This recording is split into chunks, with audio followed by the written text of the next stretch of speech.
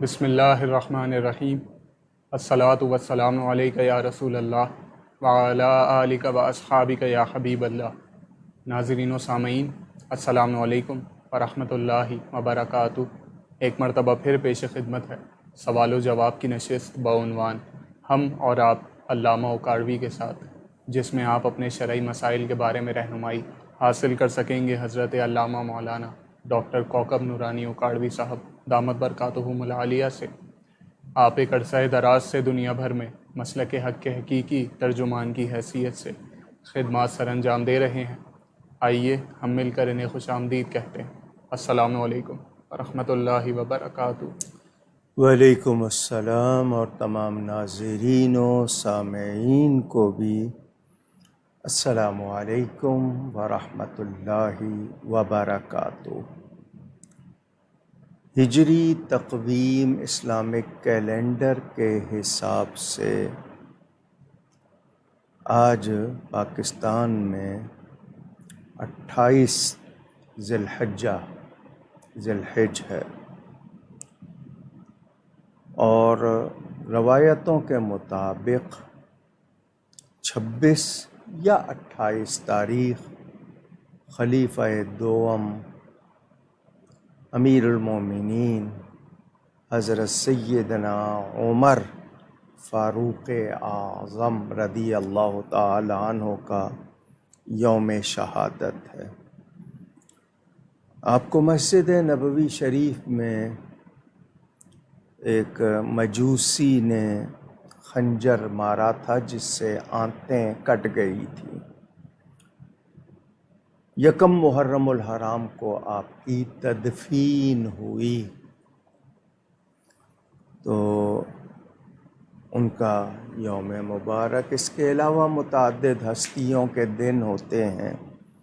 انشاءاللہ کل جمعہ میں جامع مسجد گلزار حبیب میں سیدنا فاروق اعظم رضی اللہ تعالی عنہ کے حوالے سے گفتگو کروں گا۔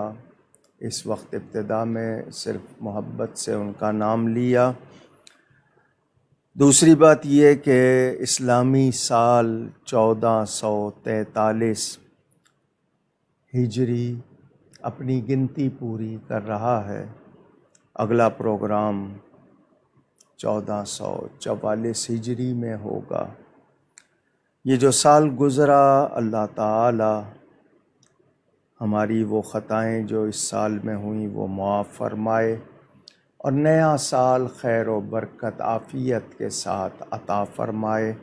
اس امت مسلمہ کے لیے پورے سال میں خیر ہو، خاص طور پر پاکستان، اسلامی جمہوریہ پاکستان، جس کو اس وقت لوگوں نے کھلونا بنا لیا ہے۔ چند افراد کی انا، ایگو، وہ اس کے تماشے ہو رہے ہیں۔ ملک میں آئین ہے اگر، قانون ہے اگر، تو خود قانون بنانے والے اس کے ساتھ جو کچھ کر رہے ہیں۔ کرسی اتنی پیاری ہے کہ نہ دین کی پرواہ ہے، نہ دنیا کی پرواہ ہے، نہ قبر یاد ہے، نہ موت یاد ہے۔ ادارے متنازع بنا دیے گئے ہیں، جتنے بھی ہیں۔ چھوٹے چور مجرم کہلاتے ہیں، بڑے چور لیڈر بن جاتے ہیں، عہدیدار بن جاتے ہیں۔ حکومتی ارکان کے تمام کارخانے نفع بخش ہیں، ملکی خسارے میں جا رہے ہیں۔ ملاوٹ لوگوں کا وتیرہ بن گئی ہے۔ دودھ میں کیا ملاتے ہیں؟ پھلوں کو انجیکشن لگا رہے ہیں۔ سب کا خدا ایک طرح سے پیسہ بن گیا ہے۔ عدل مفقود ہے، یعنی موجود نہیں ہے۔ عریانی ہے، فحاشی ہے، بے راہ روی ہے، بد اخلاقی ہے۔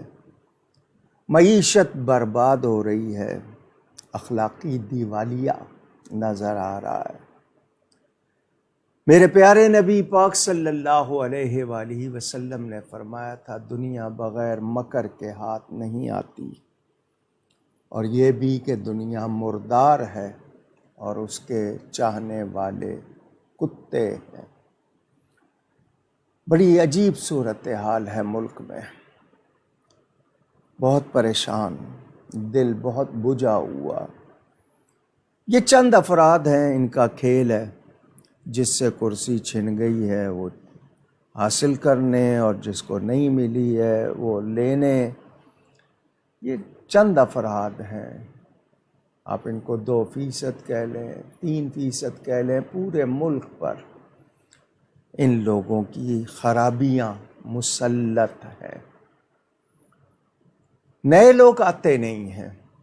ڈاکٹر عبدالقدیر خان، جس کو ہم محسن پاکستان کہتے ہیں، جنہوں نے جوہری توانائی کے حوالے سے بڑا کام کیا، انہوں نے پارٹی بنائی، لوگوں نے ووٹ نہیں دیے، کیونکہ ووٹ تو اس کو دینا ہے جس سے آپ کے مقاصد پورے ہوں گے، آپ کے کام نکلیں گے۔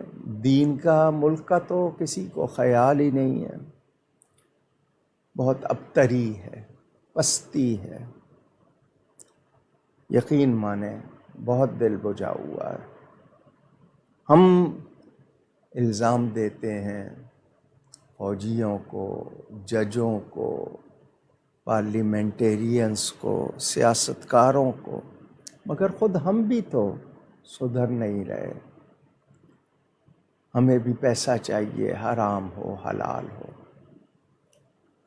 یہ جو برائلر مرغیاں ہیں، چکن ہے، اس کا جو گند ہوتا ہے اس سے گھی بنا رہے ہیں، وہ بھی لوگوں کو کھلا رہے ہیں، طرح طرح کی غذاؤں میں ڈالا جا رہا ہے۔ وہ مسلمان ہیں، مسجد میں پانی کا گلاس زنجیر باندھ کے رکھنا پڑتا ہے، کوئی لے نہ جائے۔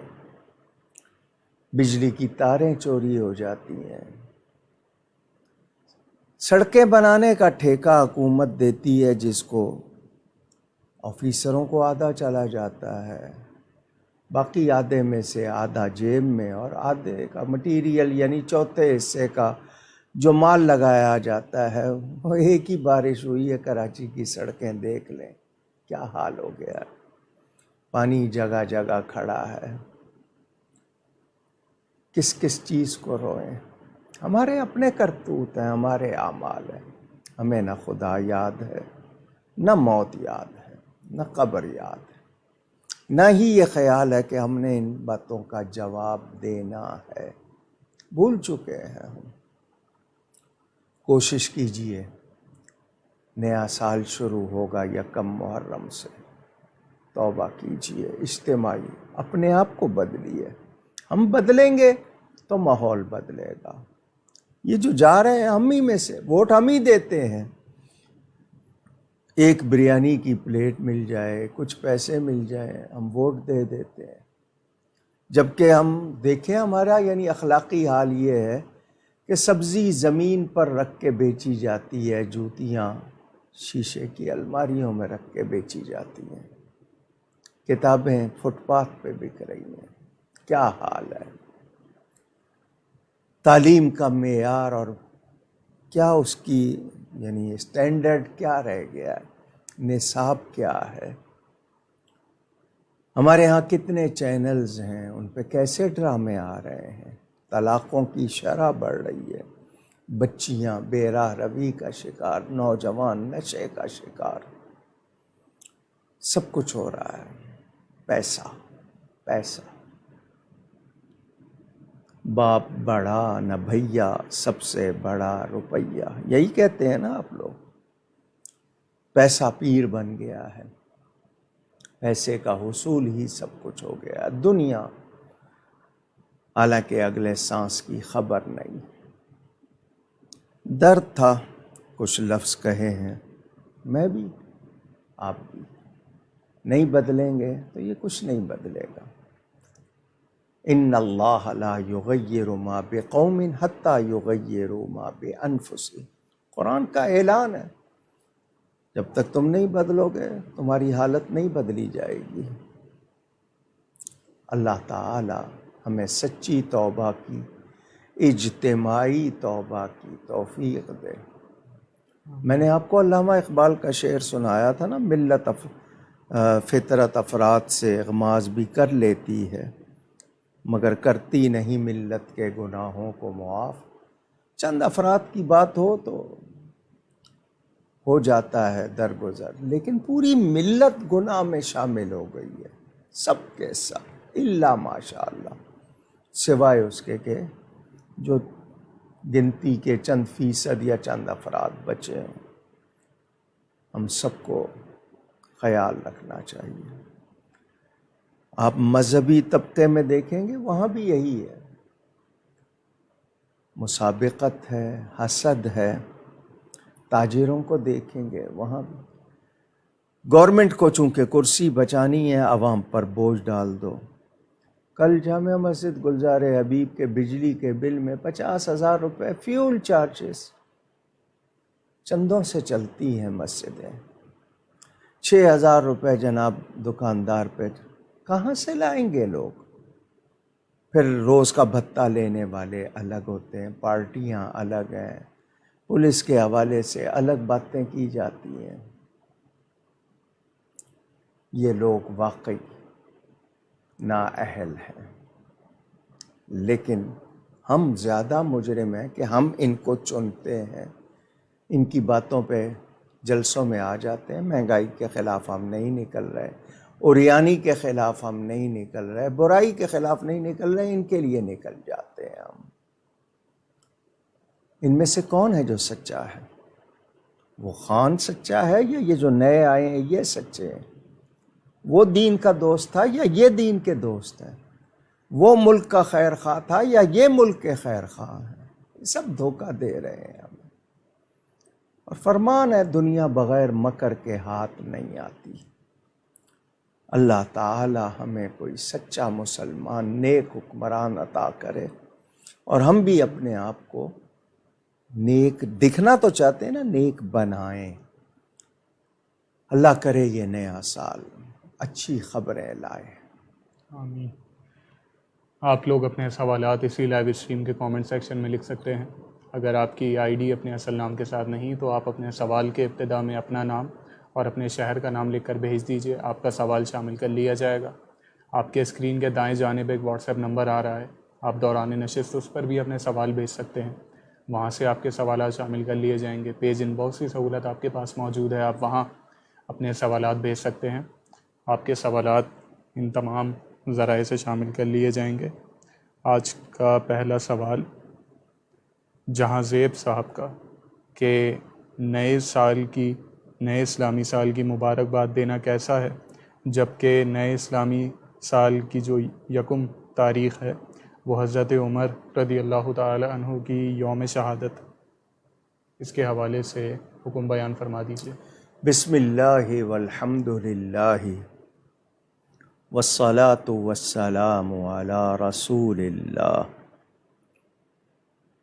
ہمارے ہاں کچھ چیزیں ایسی ہیں جو رائج ہو گئی ہیں، ان میں کچھ اچھی ہیں، کچھ غلط ہے۔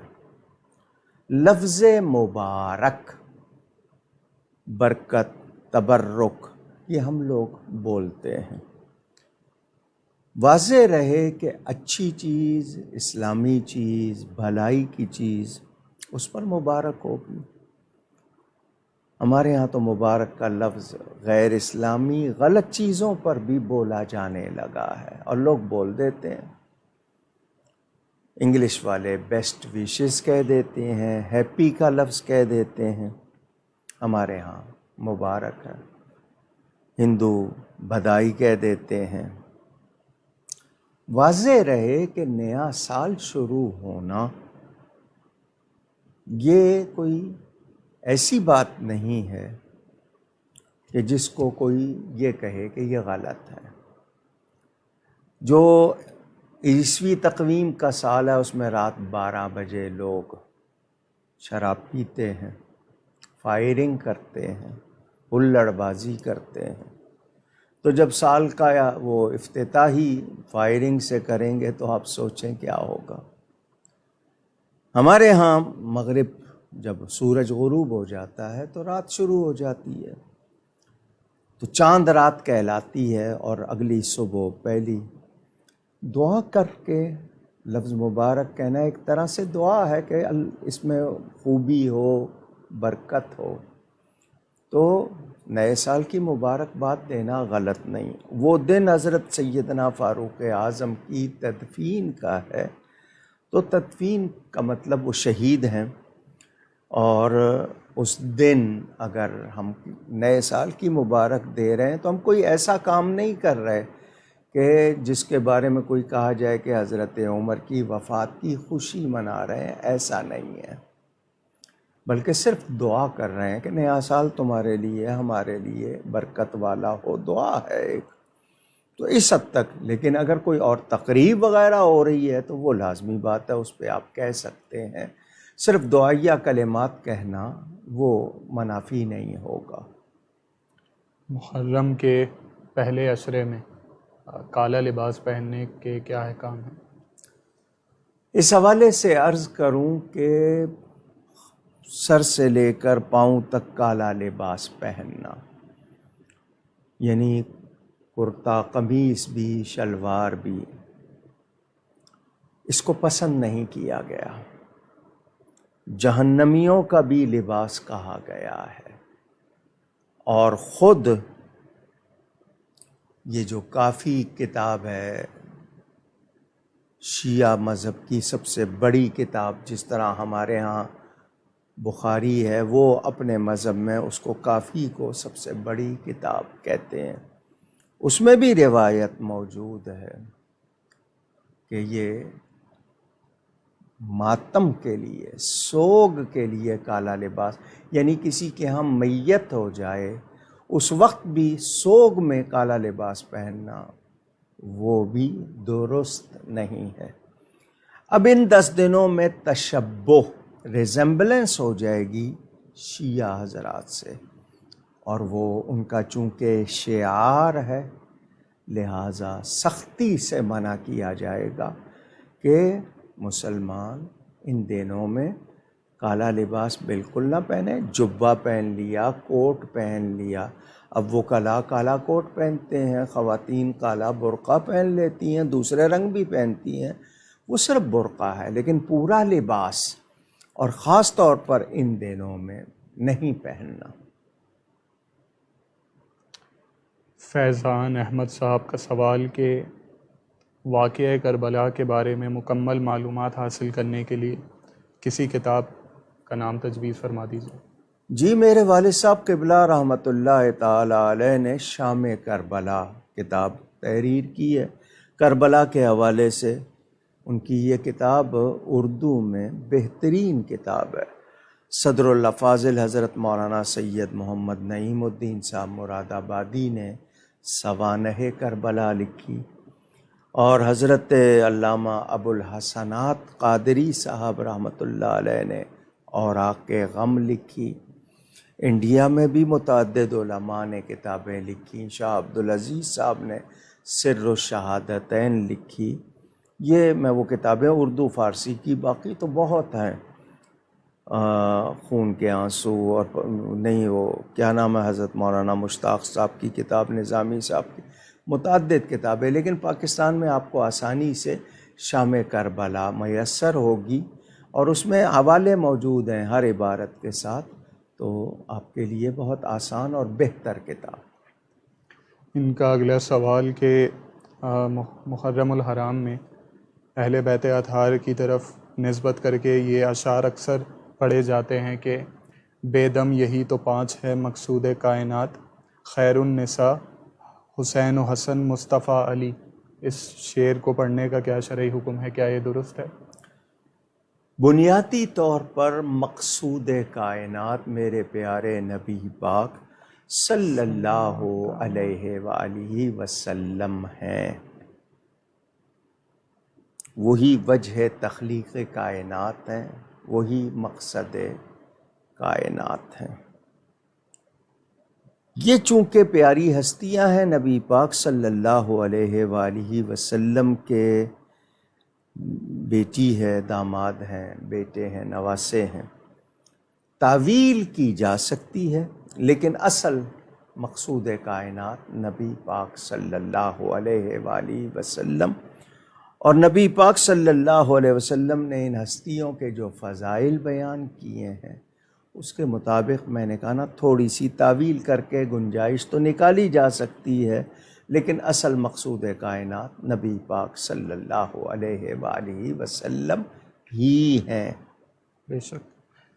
آسیہ صاحبہ کے سوالات، ان کا پہلا سوال کہ محرم الحرام میں اگر کسی رافضی کے گھر سے کوئی نیاز وغیرہ کے اہتمام کے ساتھ اگر کوئی کھانا ہے تو اس کا اب کیا کیا جائے گا، کیا قبول کر لیا جائے گا؟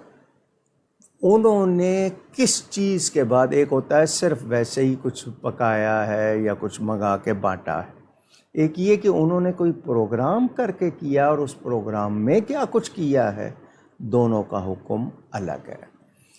ایک چیز ہے بازار سے انہوں نے منگوائی ہے، آپ پڑوسی ہیں یا جاننے والے ہیں، انہوں نے بھیج دی ہے اور وہ چیز حلال ہے، اس پر کوئی ایسی کارروائی نہیں ہوئی جو مشکوک ہے، اس حد تک تو گنجائش ہوگی۔ لیکن انہوں نے پکایا ہے یا ایسی مجلس کی ہے جس میں غلط باتیں کی ہیں، اس کے بعد تقسیم کی ہے، تو پھر وہ نہیں ہوگا۔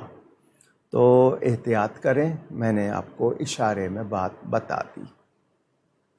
ان کا اگلا سوال کہ اگر نفلی روزہ رکھا ہو تو کسی وجہ سے اگر تاخیر ہو گئی روزہ کھولنے میں تو اس کا کیا حکم ہوگا؟ نیز یہ بھی بتا دیجئے کہ اگر کسی وجہ سے غلطی سے روزہ وقت سے پہلے کھول لیا تو اب کیا حکم ہوگا؟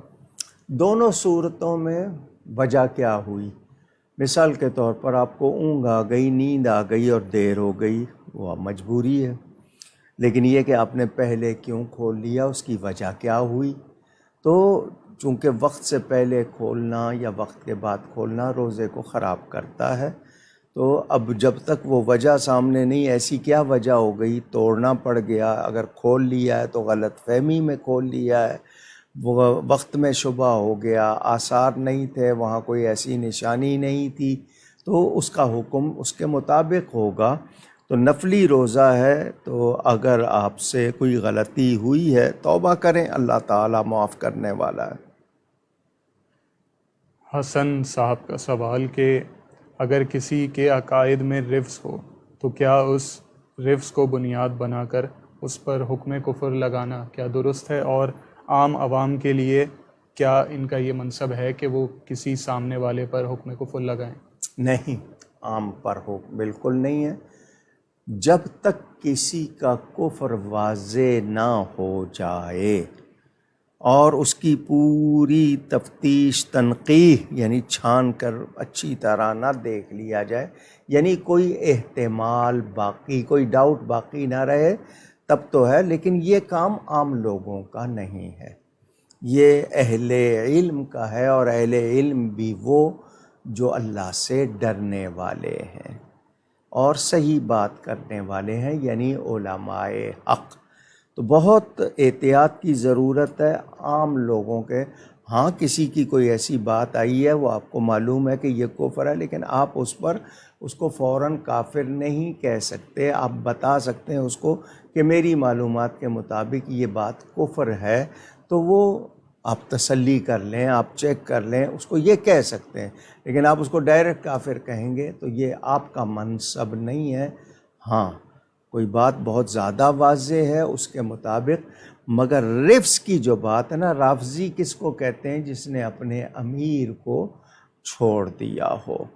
اب چونکہ یہ لوگ الگ ہو گئے تھے، نکل گئے تھے، انہوں نے الگ کام کر لیا تھا، اب ان میں ایسا شخص جس کے عقیدے اس حد تک پہنچے ہیں جس کو کفر کہا جاتا ہے، مثلا قرآن کو صحیح نہ ماننا کہ یہ اصلی قرآن نہیں ہے، تقیہ کرتے ہوئے کہہ دینا کہ ہاں اس قرآن کو مانتے ہیں مگر اصلی نہیں مانتے، حضرت ابو بکر کو مسلمان نہ ماننا یا ان پر تبرہ کرنا، تبرہ کا مطلب گالی دینا، تو وہ باتیں پائی جائیں جس کو، یا غیر نبی کو نبی یا نبی سے افضل سمجھنا، یہ ان کی کچھ باتیں ہیں، جب تک اس حد تک وہ کوئی نہیں گیا ہے تو ہم اس پر کفر کا حکم نہیں لگا سکتے۔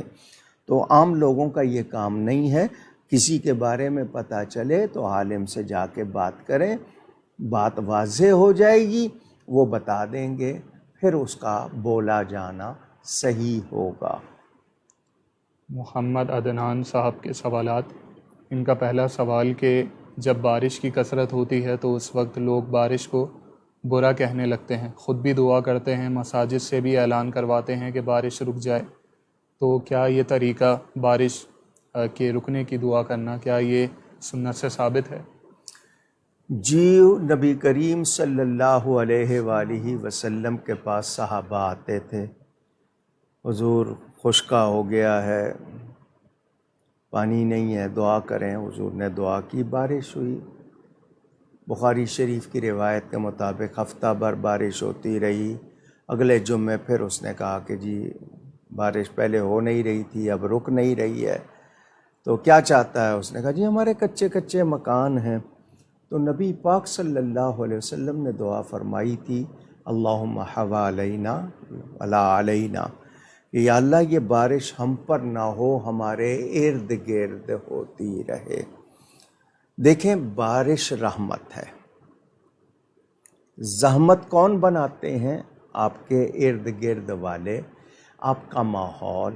مثال کے طور پر آپ کے ہاں کس طرح کی چیزیں بنائی گئی ہیں، سڑکیں کیا بنائی ہیں، یا نالیاں نہیں بنی ہوئی ہیں، نکاسی جس کو آپ سیوریج کہتے ہیں اس کا نظام ٹھیک نہیں ہے، وہ زحمت بناتی ہے۔ بارش رحمت ہے، اور ہمیں کہا گیا جب بارش ہو تو دعا کریں کہ یا اللہ اس کو نفع دینے والی بارش بنا۔ تو بارش کے لیے اگر کوئی لگ رہا ہے کہ اس سے تباہی ہو رہی ہے تو دعا کی جا سکتی ہے کہ یا اللہ اس بارش کو روک دے، ہم پر نہ ہو، ہمارے ارد گرد ہوتی رہے، جیسا کہ حدیث شریف کے الفاظ میں ہے۔ تو بارش ہونے کی بھی دعا اور بارش روکنے کی بھی دعا کی جا سکتی ہے، مگر بارش کو برا نہیں کہنا چاہیے۔ ان کا اگلا سوال کہ کسی آپ کے ہاں عام رواج ہے، بلکہ محکمہ موسمیات، ٹیلی ویژن، ایئر لائن والے، بیڈ ویدر، خراب موسم، تو یہ بارش کے موسم کو بیڈ ویدر نہیں کہنا چاہیے، خراب موسم نہیں کہنا چاہیے، کیونکہ جب بارش نہیں ہوتی ہے آپ اسی کے لیے دعائیں کرتے ہیں، تو کیا آپ خراب موسم کے لیے دعائیں کرتے ہیں؟ تو تبدیل ہو گیا، آپ کہیں موسم برسات میں بدل گیا ہے، موسم تبدیل ہو گیا، اس کو بیڈ ویدر بھی نہیں کہنا۔ جی، کسی سید یا اپنے پیر و مرشد کی چوکھٹ کو بوسہ دینا کیا جائز ہے؟ جی، محبت عقیدت کے احکام اور ہوتے ہیں۔ اگر کسی اللہ والے کی چوکھٹ کو چوم لیا ہے، اس کا ثبوت ہے، چوما جا سکتا ہے۔ سید کو اگر اس کا نبی پاک صلی اللہ علیہ وسلم کی اصلی اولاد ہے، نسلی بالکل سچا سید ہے، اس کے قدم بھی چومے جا سکتے ہیں، اس کے ہاتھ بھی چومے جا سکتے ہیں۔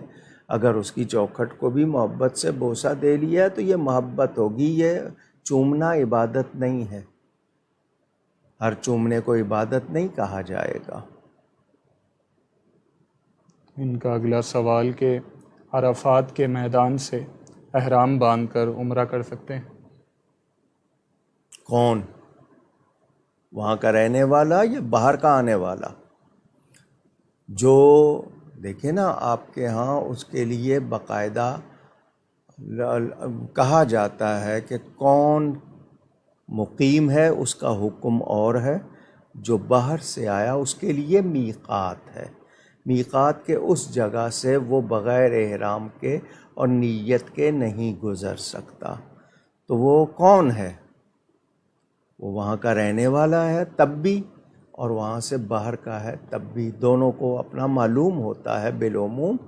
تو یاد رہے کہ اگر کوئی وہاں عرب میں رہنے والا نہیں ہے اور وہاں تک پہنچ گیا ہے، وہاں سے وہ کرے گا تو پھر اس کو دم دینا پڑے گا۔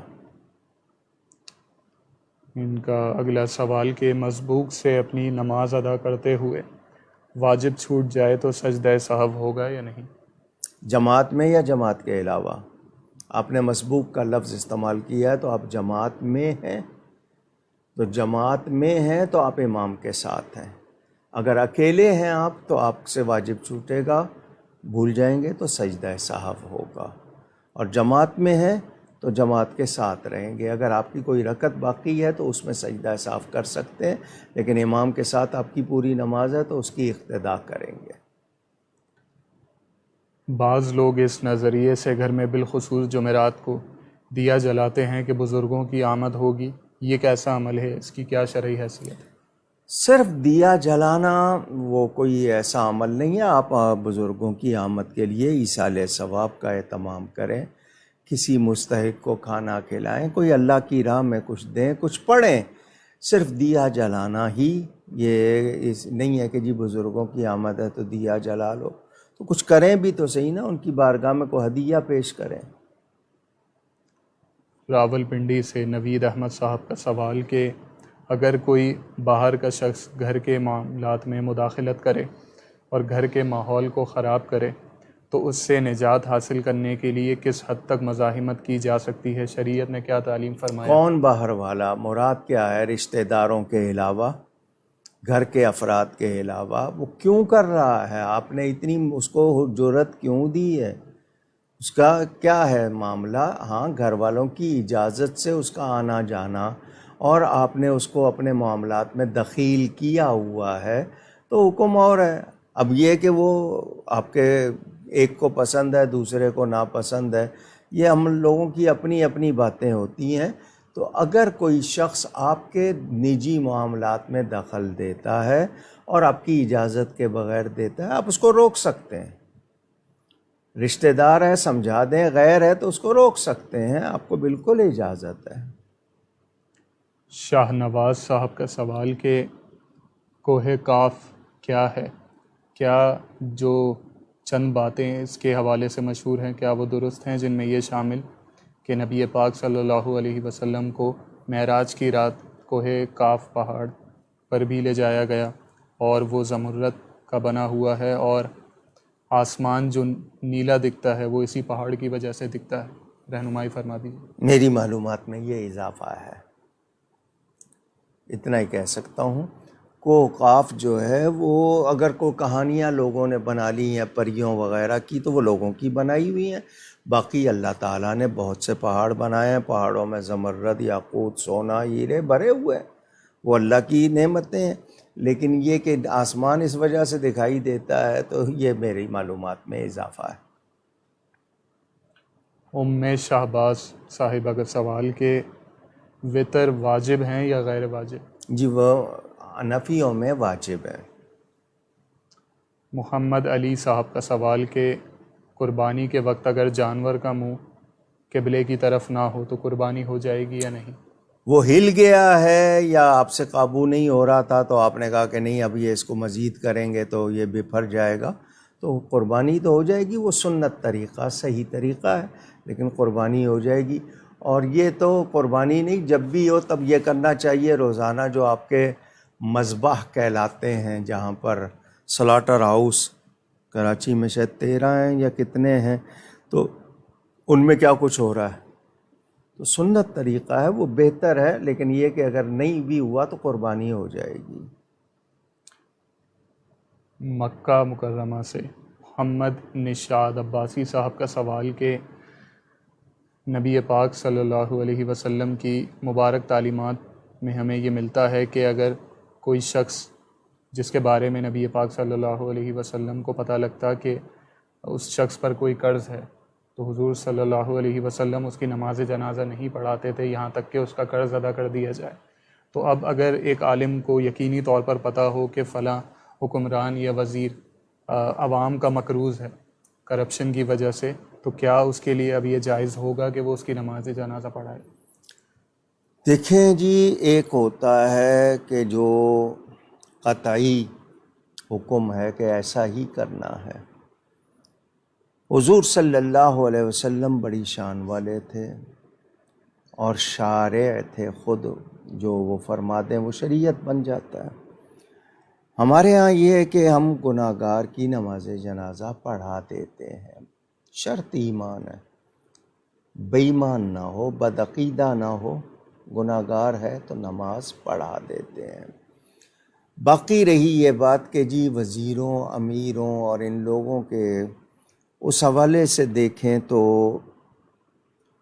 ان کے تو چلیں آپ نے ایک شہرت ہے کہ جی انہوں نے یہ کیا ہے، باقی جتنے کارخانہ دار ہیں، مالدار لوگ ہیں، کیا ان کے پاس صحیح مال ہے یا انہوں نے بھی ایسے ہی غصب کیا ہوا ہے یا کیا ہے؟ اگر اس بحث میں جائیں گے نا تو فہرست ذرا طویل ہو جائے گی۔ جیسے کسی نے پوچھا تھا نا کہ ایک بدکار عورت ہے، اس کی نماز جنازہ پڑھی جائے یا نہیں، تو ان کا جو اس کے پاس جاتے تھے ان کی پڑھتے ہو یا نہیں پڑھتے ہو؟ تو لوگوں کو خیال رکھنا چاہیے۔ بہرحال ہم گناہ گار کی نماز پڑھا دیتے ہیں، لیکن جو عقیدے میں خراب ہوگا اس کے لیے کوئی گنجائش نہیں ہے۔ لاہور سے محمد ایوب صاحب کا سوال کہ کیا کسی بد مذہب کو زکوٰۃ دی جا سکتی ہے؟ میں نے رمضان میں جب زکوٰۃ کے مسائل بہت زیادہ پوچھے گئے تھے، واضح طور پر بتا دیا تھا کہ بد مذہب کی، یعنی ابھی بھی بتایا تھا کہ قربانی میں کوئی ایسا شخص، 7 حصے ہوتے ہیں نا گائے میں یا اونٹ میں، کوئی ایسا شامل ہو جائے جس کا عقیدہ درست نہیں تو سب کی قربانی خراب ہو جائے گی۔ اور اسی طرح آپ کا زکوٰۃ فطرہ جو ہے وہ بد عقیدہ، جس کا عقیدہ کفر تک پہنچا ہوا ہے، اس کو دینے سے ادا نہیں ہوتی بلکہ آپ گناہ گار ہو جاتے ہیں۔ ممبئی انڈیا سے آصف فاروقی صاحب کا سوال کہ پیدل حج کرنا کیسا ہے؟ کیا اس کی فضیلت دوسری طرح سفر کرنے سے زیادہ ہے؟ جی، آپ اگر اپنے وطن سے مثال کے طور پر انڈیا سے جانا چاہ رہے ہیں پیدل، تو آپ اپنے آپ کو اذیت نہ دیں۔ ہاں، مکہ مکرمہ پہنچ کر وہاں سے منا، مزدلفہ، عرفات وہ پیدل کریں گے تو اس کا بہت زیادہ ثواب ہے، بشرطے کہ آپ میں استطاعت ہو۔ باقی آپ اپنے وطن سے جائیں گے، تکلیفیں ہوں گی آپ کو، اور پھر آپ کے منہ سے کوئی غلط لفظ نکل جائے یا کوئی اور ایسی کیفیت ہو جائے، تو مکہ مکرمہ پہنچ کر وہاں سے باقی ارکان ادا کرنا پیدل، وہ بہت اچھی بات ہے۔ اس میں وہ 700 نیکیاں ہر قدم پر، اور وہ مثل ہوں گی حرم کے تو 7 لاکھ بن جائیں گی ایک ایک قدم پر، وہاں بہت ہے۔ لیکن یہ کہ پیدل حج بھی لوگوں نے کیا ہے اپنے اپنے علاقوں سے، لیکن اتنا اس میں وہ 10 سال بھی ان کو لگے ہیں، وہ روایتیں ملتی ہیں، مگر ایک روایت حدیث شریف کی بھی ملتی ہے کہ اللہ تعالیٰ کو تو اس طرح کوئی خوش نہیں کر رہا ہے، یعنی بہت زیادہ خود کو تکلیف دے کر، تو آسانی کر اپنے لیے، وہ بھی روایت موجود ہے، بشرطے کہ ایک ہوتا نا دکھاوے کے لیے کہ جی مشہور ہو جائے کہ میں نے پیدل، وہ نہ ہو، اللہ کے لیے کر رہے ہیں آپ کریں۔ شارق بلال صاحب کا سوال کہ کیا کمیٹی جو ڈالی جاتی ہے، جو عرفی نام ہے اس کا، کیا وہ سود میں شمار ہوگی؟ اس کی وضاحت فرما دیجیے۔ دیکھیں، ان کمیٹیوں کو، ان کو BC بھی کہتے ہیں، کمیٹی بھی کہتے ہیں، اس کی بہت سی مختلف شکلیں، مثلاً 10 آدمیوں نے کمیٹی ڈالی، ان کا یہ ہے کہ ماہانہ سال بھر میں اتنے پیسے دیں گے، وہ ٹوٹل رقم سال بھر کی جو ہوتی ہے وہ ہر ایک کو مل جائے گی، سب نے ڈالی یا اکٹھی مل جاتی ہے، اور لوگ اس لیے کہ مجھ سے خرچ نہ ہو جائے میں ڈال دوں، تو اس میں یہ کہ کسی کا نمبر اس نے پہلے مانگ لی یا پہلے نکل آیا تو وہ باقی قسطیں دے گا۔ اگر وہ باقی قسطیں نہیں دے رہا، اس نے دوسری یا تیسری بار اس کا نکل آیا، قرعہ نکال لیا یا ویسے، اور وہ باقی قسطیں نہیں دے رہا ہے تو وہ بالکل جائز نہیں ہوگی، اس میں سود بھی آئے گا، جوا بھی آئے گا اور بھی آ جائے گا۔ لیکن صاف ستھری کمیٹی ہے، صرف پیسے محفوظ کرنے کے لیے، اور اس میں جس کو ضرورت ہو وہ لے لے، مگر وہ باقی قسطیں پوری کرے۔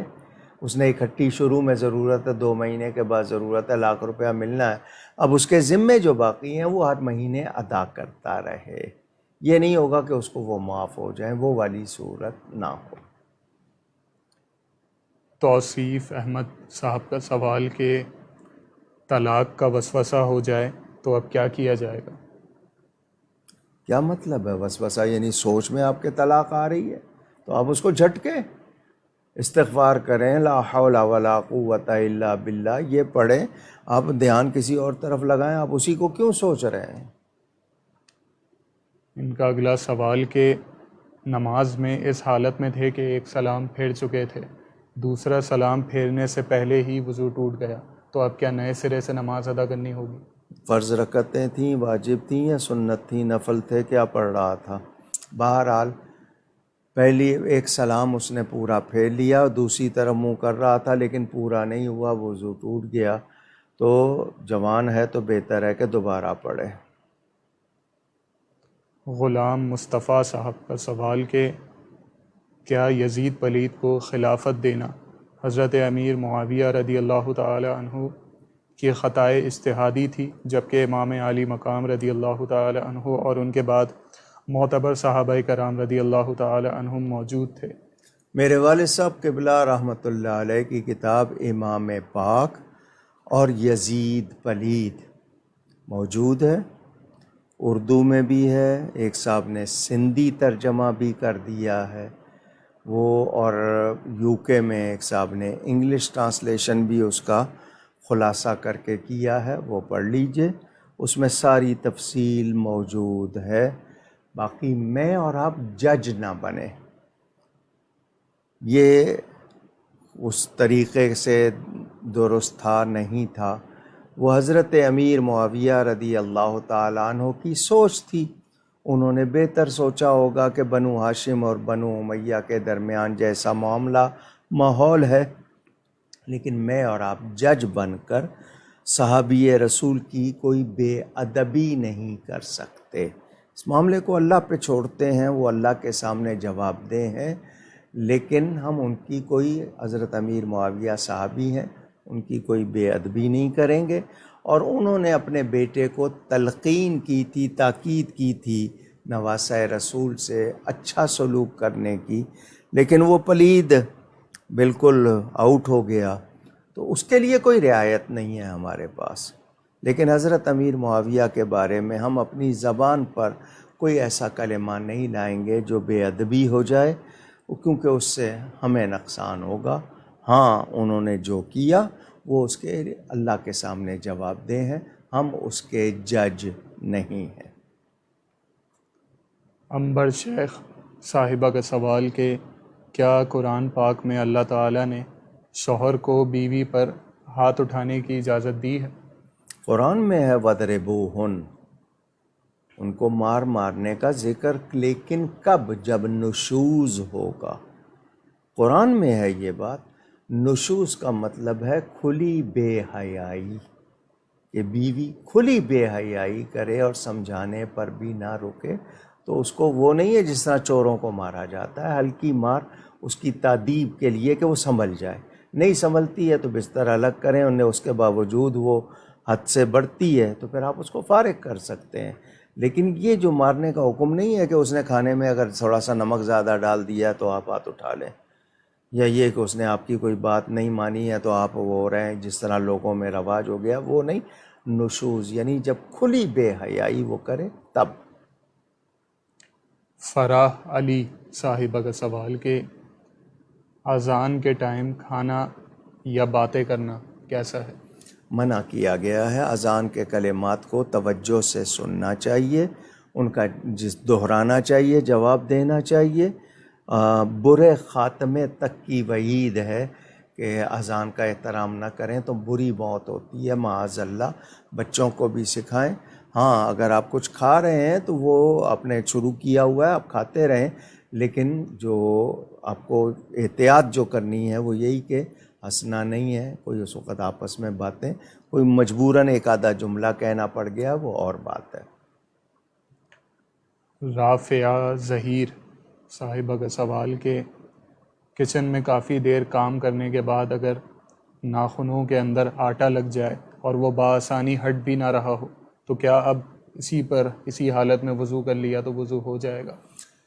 دیکھیں وہ کتنی مقدار میں لگا ہے، اگر وہ زیادہ حصے میں ہے اور ناخنوں کو پورا پانی یا گوشت کو پانی نہیں لگایا تو لازمی بات ہے وہ وضو نہیں ہوا. تو احتیاط یہی ہے کہ آپ اس کو تھوڑا سا گیلا کر کے نکال سکتے ہیں، کیونکہ وہ خشک اگر ہو گیا ہے تو نہیں نکل رہا، تھوڑا سا گیلا کریں گے نکل جائے گا، تھوڑی سی محنت ہوگی. لیکن یہ کہ اگر وہ زیادہ مقدار میں ہے تو پھر یہ کہ وضو نہیں ہوگا. ظفر احمد صاحب کا سوال کہ کیا نہار منہ پانی پینا خلاف سنت اور باعث گناہ ہے؟ اس حوالے سے طبرانی میں ایک روایت تو ہے، اب اس میں یہ حکم جو ہے وہ اس طرح کا نہیں ہے کہ جس کو ہم کہیں کہ جی ایسا ہی کرنا ہے. حضور صلی اللہ علیہ وسلم نے اس کا امر نہیں فرمایا، یعنی ارشاد فرمایا ہے، لیکن امر ایک ہوتا ہے نا حکم دینا. تو طب اگر کسی شخص نے پی لیا تو یہ نہیں کہیں گے کہ اس نے حرام کر لیا. تو اب نبی پاک صلی اللہ علیہ وسلم کا ارشاد ہے تو جب موجود ہے اور وہ ارشاد اگر صحیح ہے تو پھر ہمیں اس کے خلاف بھی نہیں کرنا چاہیے.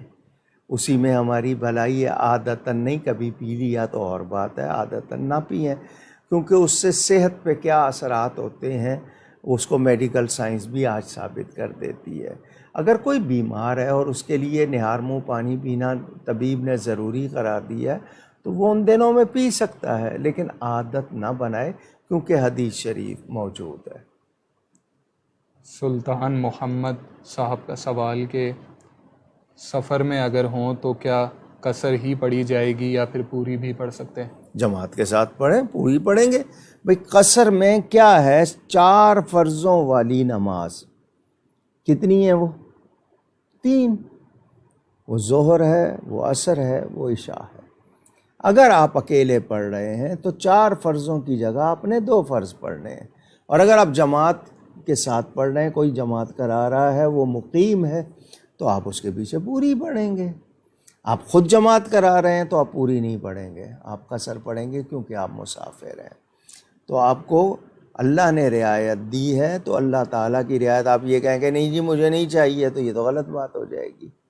تو آپ کو خود اکیلے اگر پڑھیں گے تو 4 فرض کی جگہ 2 پڑھنے ہیں، اور اگر مسجد میں جا کے جماعت سے پڑھ رہے ہیں، وہاں کا کوئی مقامی جماعت کرا رہا ہے تو آپ پوری پڑھیں گے. فیصل آباد سے جنید اکبر صاحب کا سوال کہ اگر کوئی نماز ترک کرتا ہو اور اسے احساس بھی ہو کہ وہ غلط کر رہا ہے، بعد میں وہ تائب ہو کر نماز پڑھتا ہے لیکن صرف فرض اور واجب، سنت مؤکدہ اور غیر مؤکدہ نہیں پڑھتا، تو کیا اب وہ گناہ گار ہوگا؟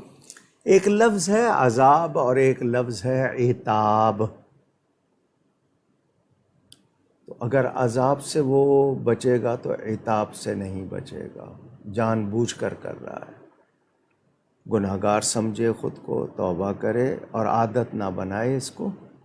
کبھی جلدی ہے، مجبوری ہوئی، نہیں پڑھا، لیکن یہ کہ عادت بنا لیا ہے تو اس پر عتاب ہوگا اور اس کو ایسا نہیں کرنا چاہیے. پھر دوسرے معاملات میں بھی ایسا ہی کرے نا، دفتر میں بھی دستخط کرے تو آدھے کرے چیک بک پر، پھر دیکھے کہ چیک میں اس کو بینک تسلیم کرتا ہے یا نہیں کرتا ہے. یہ میں اس لیے کہہ رہا ہوں کہ لوگ صرف دین میں کیوں سہولتیں مانگتے ہیں، باقی چیزوں پر ڈیوٹی پوری کرانا چاہتے ہیں. آپ کی کوئی بات ہے، آپ کی کوئی ڈیوٹی ہے تو وہ پوری کی جائے، رب کی ڈیوٹی ہے تو پوری نہ کی جائے. تو کوشش کریں، اور کوتاہی ہوتی ہے تو توبہ تو کریں، اپنے آپ کو گناہ گار تو سمجھیں. اصفر تنویر صاحب کا سوال کہ لائبہ نام رکھنے کا کیا حکم ہے، کیا یہ جائز ہے اور اس کا معنی کیا ہے؟ لام الف عین بے ہے، لاعبہ، لعب کھیل کو کہتے ہیں، ہمارے ہاں لہو و لعب کہا جاتا ہے نا. تو لاعبہ کے معنی کھیلنے والی کے ہو جائیں گے. نام ہمیشہ وہ رکھنے چاہیے جن سے اللہ کی تعریف ہوتی ہو، اللہ کی بندگی ظاہر ہوتی ہو، یا کسی مبارک ہستی کی نسبت ہو، یا اس کا معنی اچھا ہو. اب آپ کے ہاں اقرا نام رکھا جاتا ہے، اقرا کے معنی ویسے ترجمہ عام لوگوں نے کہا پڑھ یا پڑھیے، تو یہ کوئی نام ہے؟ وہ اسم ہوتا ہے یا صفت ہوتا ہے. تو لائبہ نام کھیلنے والی کے معنی میں ہوگا، رکھا جا سکتا ہے، مگر نام ہمیشہ اچھے رکھنے چاہیے، جن کے معنی اچھے ہوں اور جن کا پروناؤنسیشن پکارنا بھی آپ کو یعنی آسان ہو۔ بہت سے ایسے نام ہیں پکارے ہی نہیں جاتے صحیح، اب غلط پکار رہے ہیں تو پھر لازمی بات ہے اثرات بھی ویسے ہی آ رہے ہیں۔ اگلا سوال اسلام آباد سے عمران صاحب کا، وہ کون سی صورتیں ہیں جن میں ایک عالم کسی دوسرے مجتہد کے قول پہ فتویٰ دے سکتا ہے باوجود اس کے کہ اس کی اپنی فقہ میں اس کا حل موجود ہو؟ آپ اس بارے میں یہ سوال آپ نے یہاں کیا ہے، یہ فورم اس بات کے لیے نہیں ہے، تاہم مختصراً یہ عرض کر دیتا ہوں کہ اپنے وطن میں ہے یا باہر ہے، ماحول کیا ہے، آپ کی پوزیشن کیا ہے، ایک شخص کے لیے موجود ہے مگر اس کی حالت دیکھی، کیونکہ حالت بدلتی ہے تو حکم بدل جاتا ہے، تو وہ جو دیکھنے والا ہے اور اس کو خبر ہونی چاہیے ماحول کی بھی، اس شخص کی بھی پوری خبر ہونی چاہیے، اس صورت میں وہ ایسا کرتے ہیں کہ اس کو رعایتاً دوسری بات کہہ دیتے ہیں۔ لیکن ایک مقلد کو اپنے ہی امام کی پیروی کرنی چاہیے، خام خواہ یعنی بلا وجہ بلا عذر شرعی اس کو اپنے لیے دوسری راہ نہیں نکالنی چاہیے۔ لیکن بعض صورتیں کبھی کبھی ایسی مجبوراً ہو جاتی ہیں، اس میں لاچاری کی یا مجبوری کی پائی جائے گی، اس وقت اس کے لیے رعایت ہو سکتی ہے۔ ملتان سے محمد صہیب صاحب کا سوال کہ وراثت کے فریقین میں اگر کوئی اپنا حصہ چھوڑنا چاہتا ہے تو اس کا شرعی طریقہ کیا ہے؟ وہ لے کے چھوڑ دے، پہلے پوری تقسیم کی جائے، ہر ایک کا حصہ اس کو بتا دیا جائے، وہ لے اور لے کر اس کو دے دے، یا یہ کہ جس وقت ادا کیا جائے اس وقت یہ جی کہ میں اپنا حصہ اس کو دے رہا ہوں، لیکن پہلے تقسیم ہو جائے، پورا واضح ہو جائے، اس کے بعد بہتر یہ کہ لے کے دے، ورنہ جس وقت تقسیم ہو رہا ہو اس وقت کہہ دے کہ میرا بھی اس کو دے دیں۔ ملتان سے محمد آصف صاحب کا سوال کہ میرے بھائی کا 20 دن پہلے انتقال ہوا اور حالیہ بارشوں کی وجہ سے اس کی قبر خستہ حالی کا شکار ہو گئی ہے، تو اب پوچھنا یہ ہے کہ اسی قبر پر مزید مٹی ڈال دی جائے گی یا پوری مٹی صاف کر شروع سے مرمت کی جائے گی؟ کیا کیا؟ اگر اوپر سلیب ہوتے ہیں نا، سلیب کے اندر جو ہے اس کو چھوڑ دیں، اوپر سے اگر کہیں ٹوٹی ہے تو وہاں مٹی ڈال دیں، اور اگر بالفرض قبر میں سے جسم کا اس کا کچھ حصہ نظر آ رہا ہے تو اس کو بھی مٹی دے کے ڈھانک دیں، پورا نہ کھولیں۔ اور اگر کوئی ایسی صورت ہو گئی ہے کہ بالکل ہی وہ جناب نظر آ رہا ہے کہ جی اب یہ مرمت کے بغیر نہیں، وہ سلیب بھی ٹوٹ گئے ہیں، تو اس صورت میں خاموشی سے اس کی مرمت کر دیں، مگر جو دیکھیں وہ دوسروں کو نہ بتائیں۔ سید شہباز بخاری صاحب کا سوال واہ کینٹ سے کہ جو شخص 40 دن تک جہاد پر نہ جائے وہ کافر ہے، کیا یہ قول حضرت سیدنا امام اعظم ابو حنیفہ رضی اللہ تعالی عنہ کا ہے؟ میرے ذہن میں اس وقت اس کے اسی طرح کے الفاظ ہیں، یہ نہیں ہے، میں اس لیے جب مطمئن نہیں ہوں پوری طرح اس لیے جواب نہیں دے پاؤں گا۔ ان کا اگلا سوال کہ کیا سیدنا محمد ابن حنفیہ رضی اللہ تعالی عنہ حضرت مولا علی رضی اللہ تعالی عنہ کے سگے فرزند ہیں؟ سگے سے مراد کیا ہے؟ حضرت علی کے بیٹے ہیں وہ، چونکہ حضرت علی کے ایک اور بیٹے کا نام بھی محمد تھا تو پہچان کے لیے ان کے ساتھ ان کی ماں کا نام پکارا جاتا ہے، وہ محمد بن علی تو ان کو محمد بن حنفیہ کہا جاتا ہے، حضرت علی کے بیٹے ہیں۔ ماں کیونکہ حضرت علی کے 17 بیٹے بتائے جاتے ہیں تو مائیں الگ الگ ہیں لیکن باپ ایک ہے، تو اس لحاظ سے وہ باپ کی طرف سے بالکل سگے ہیں۔ باقی بھائیوں سے اب حضرت سیدنا امام حسین کہ وہ بھائی ہیں مگر ماں شریک نہیں، باپ شریک بھائی۔ راحیل امین صاحب کا سوال کہ اہل بیت اور صحابہ کرام رضی اللہ تعالی عنہم کی آپس میں رشتہ داریوں کے موضوع پر کیا کوئی کتاب موجود ہے؟ بالکل ہے، متعدد ہیں، بہت سی کتابیں ہیں، خاندان رسول مقبول، خاندان مصطفیٰ لوگوں نے لکھی ہیں، متعدد صحابہ اور اہل بیت کی رشتہ داریاں اکثر کتابوں میں ذکر ہے، اور میں اپنی تقریروں میں بھی اکثر بتاتا رہتا ہوں۔ ان کا اگلا سوال کہ عقیدہ معصومین کیا ہے؟ ہمارے نزدیک ہم اہل سنت و جماعت، ہم انبیاء اور فرشتوں کے سوا کسی کو معصوم نہیں مانتے۔ یہ اصطلاحی معصوم کا لفظ، ویسے بچے کو بھی معصوم کہہ دیتے ہیں، اپنی کسی حرکت کو میری معصومانہ حرکت کہہ دیتے ہیں، یا معصومانہ سوال کہہ دیتے ہیں، تو وہ اور بات ہے۔ لیکن یہ کہ جو اصطلاح ہے معصوم کے جو گناہ کر ہی نہیں سکتے، وہ صرف نبی ہیں اور فرشتے ہیں۔ ان کے سوا اللہ والوں کو درجہ بدرجہ ہم محفوظ مانتے ہیں کہ ان کی حفاظت ہوتی ہے، اللہ تعالیٰ انہیں خطا سے بچاتا ہے، حفاظت فرماتا ہے، تو وہ محفوظ ہوتے ہیں، کر سکتے ہیں لیکن ان کی حفاظت ہوتی ہے۔ تو یہ ہمارا، باقی یہ جو اہل تشیع ہیں وہ کیا کہتے ہیں، تقریباً خاندان نبوت کے ہر فرد کے لیے بھی، آگے ان کی اولاد کے لیے بھی وہ معصومین کا عقیدہ کہتے ہیں۔ جو ہمارا عقیدہ تھا وہ میں نے آپ کو بتا دیا۔ محمد عدنان صاحب کا سوال کہ بارش میں نہانے سے کیا وضو ہو جاتا ہے، اور اس وضو سے نماز پڑھ سکتے ہیں یا قرآن پاک چھو سکتے ہیں؟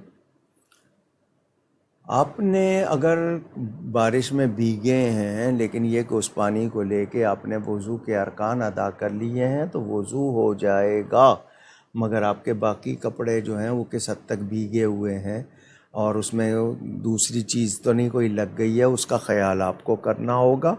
لیکن آپ اس پانی سے اگر کر لیتے ہیں، اب وہ پانی جیسے کہیں جمع کر لیا، اس سے بھی تو کر لیتے ہیں نا، تو وہ صورت میں ہو جائے گا۔ مگر ایسا ہوتا اکثر نہیں ہے، کیونکہ آپ لازمی بات ہے جتنی دیر بارش ہو رہی ہے اس وقت کر رہے ہیں تو آپ پورے خود بھی تو بھیگ رہے ہیں، اس میں پھر آپ کو سنبھالنا ہے کہ دوسرے چھینٹیں آپ پر نہ پڑیں۔ لاہور سے عثمان علی صاحب کا سوال کہ سجدہ سہو نماز میں کس مقام پر ادا کرنا زیادہ بہتر ہے؟ اس بارے میں کئی روایتیں ملتی ہیں، رہنمائی فرما دیجیے۔ دونوں ٹھیک ہیں، ایک تو یہ کہ اتحیات کے فوراً بعد اور درود شریف کے بعد، دونوں صورتوں میں ہو جائے گا۔ تشہد کے بعد فوراً کر لیں، درود شریف کے بعد بھی کر لیں، دونوں طریقے درست ہیں، لیکن بہتر یہی ہے کہ تشہد کے بعد کر لیں آخری قعدے میں۔ طاہا صدیقی صاحب کا سوال کہ سادات کو زکوٰۃ یا صدقہ دینا، اس کی ممانعت کیوں ہے؟ اس لیے کہ یہ مال کا میل ہے، ان کو ہدیہ پیش کیا جاتا ہے، تحفہ پیش کیا جاتا ہے، میل ان کو پیش نہیں کی جائے گی۔ وہ پیاری ہستیاں ہیں، شان والی ہستیاں ہیں، تو ان کو میل نہیں دیا جائے گا بلکہ صاف ستھرا تحفہ دیا جائے گا۔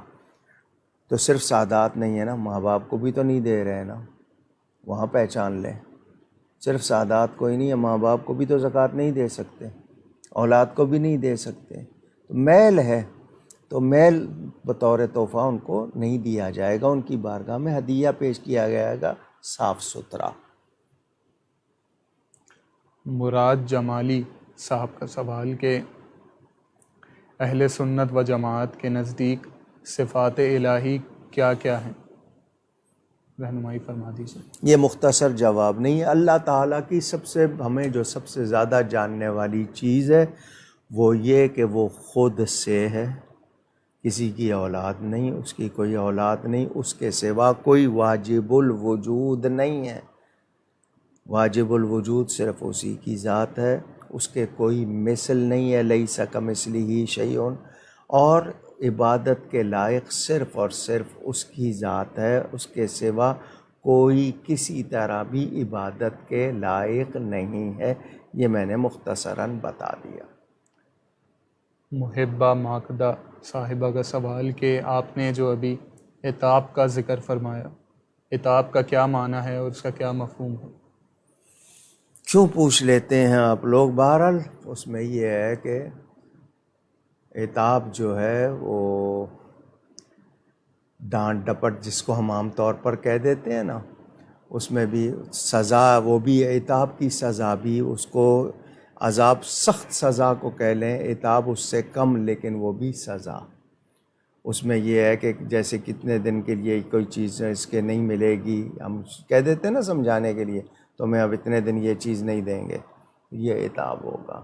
تو اس طرح سمجھانے کے لیے میں نے کہا۔ جی ام شہباز صاحبہ کا سوال کہ اگر والد صاحب گھر میں بے حد غصہ کرتے ہوں، گھر میں اپنی مرضی چلاتے ہوں، حتیٰ کہ یہ رویہ ہو کہ رونا اور ہنسنا بھی ان کی مرضی سے ہی ہو، تو اب کیا حکم ہوگا؟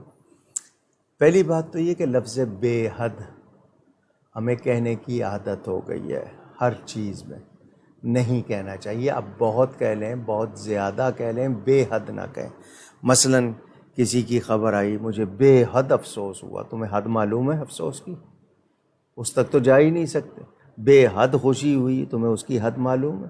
بہت زیادہ کہہ لیا کریں، بہت افسوس ہوا، بہت زیادہ خوشی ہوئی، یہ لفظ اس طرح کہیں۔ بے حد کا لفظ اللہ کے لیے ہے، بے حد و حساب اللہ تعالیٰ، تو یہ ذہن میں رہے۔ باقی یہ کہ جو باپ ایسا کر رہا ہے وہ گناہ گار ہو رہا ہے، اگر یہ ان کے کہنے کے مطابق ایسا ہی ہے۔ ہمیں کہا گیا جو بچوں کو خوش رکھتے ہیں، دار الفرح، جنت میں ایک خاص گھر ہے جو ان کو دیا جائے گا جو اپنے بچوں کو خوش رکھتے ہیں۔ لیکن بچوں کی خوشی سے مراد یہ نہیں کہ ان کی ناجائز فرمائشیں بھی پوری کر رہے ہیں، ان کے لیے نماز روزے کی پرواہ نہیں کر رہے، لیکن یہ کہ ان کو خوش رکھنا۔ تو میں نے پہلے بھی بتایا تھا، ماں باپ کے حقوق جو ہیں اولاد پر وہ 6-7 ہیں، لیکن اولاد کے حقوق ماں باپ پر 80 سے زیادہ ہیں جو حدیث شریف میں بیان ہوئے ہیں۔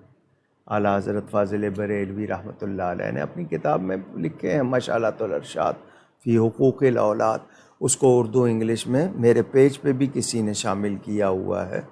یہ جو میرے نام کا پیج ہے نا، کوکب نورانی اکاڑوی.com، اس پہ وہ موجود ہیں انگلش میں بھی اور اردو میں بھی۔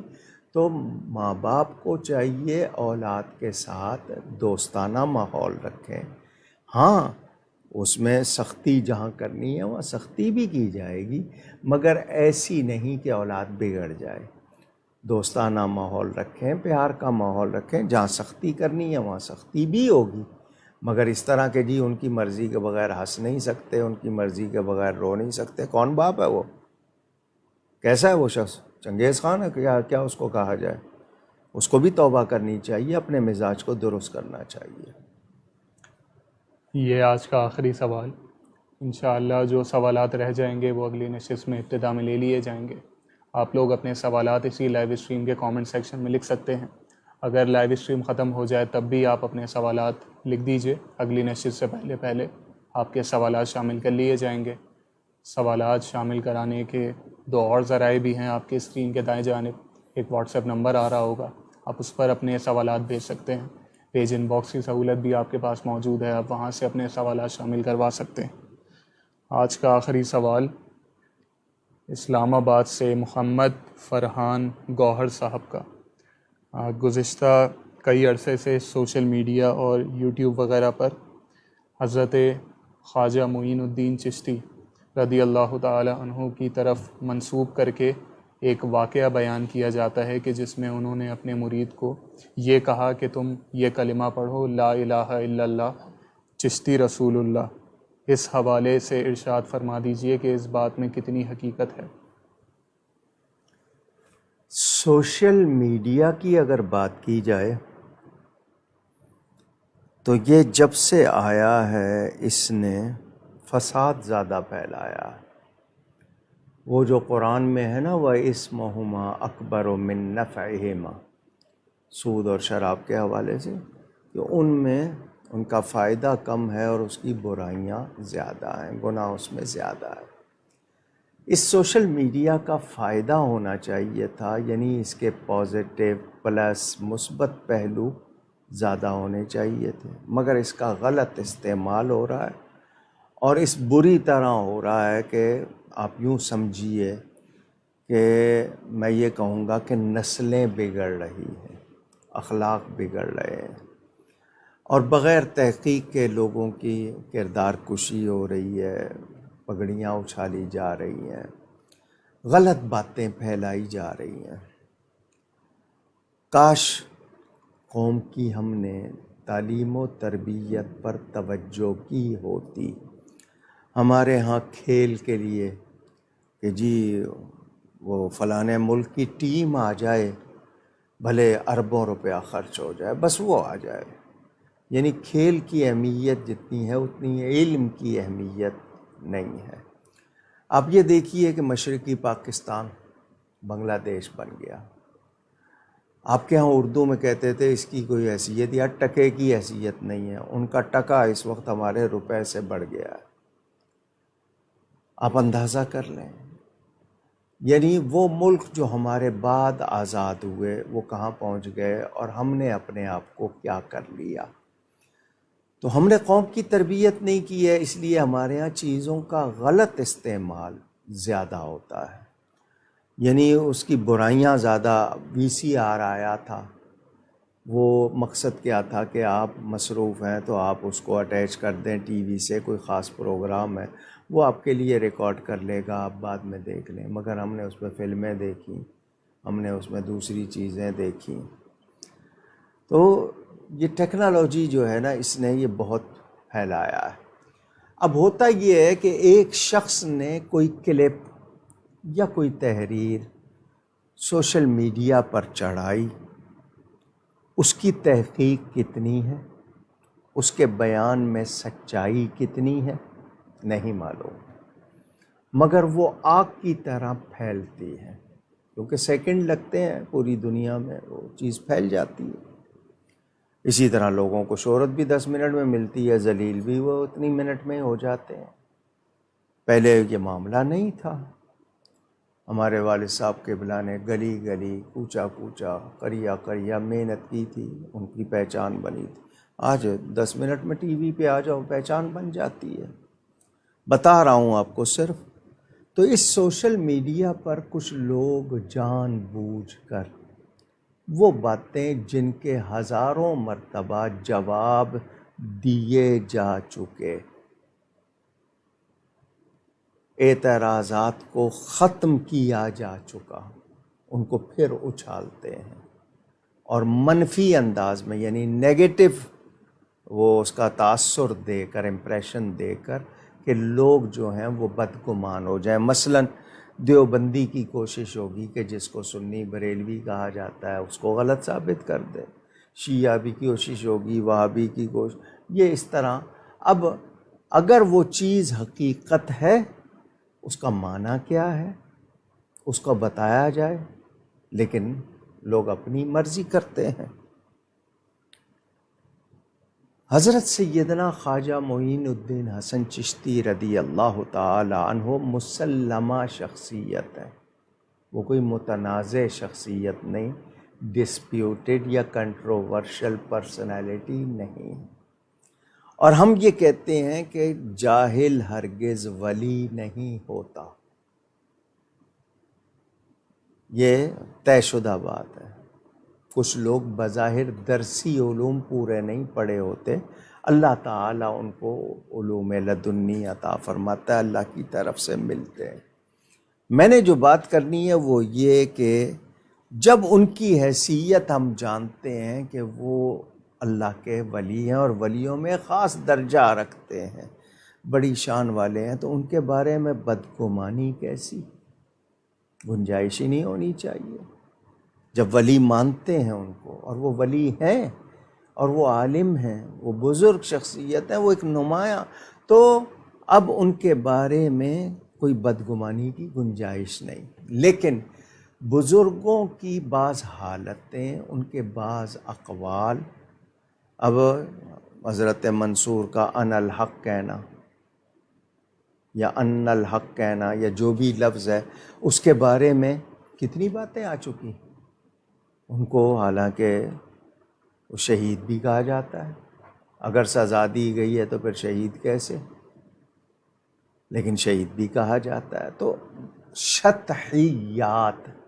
شطحیات کا مطلب ہوتا ہے ایک خاص کیفیت میں کوئی بات کہہ دینا، ان کے منہ سے نکل جاتی. ہمارے ہاں صحب اور سکر، صحب سواد ہا واو، یہ صحب حالت ہے آپ کی جس کو آپ ہوش کی حالت کہتے ہیں.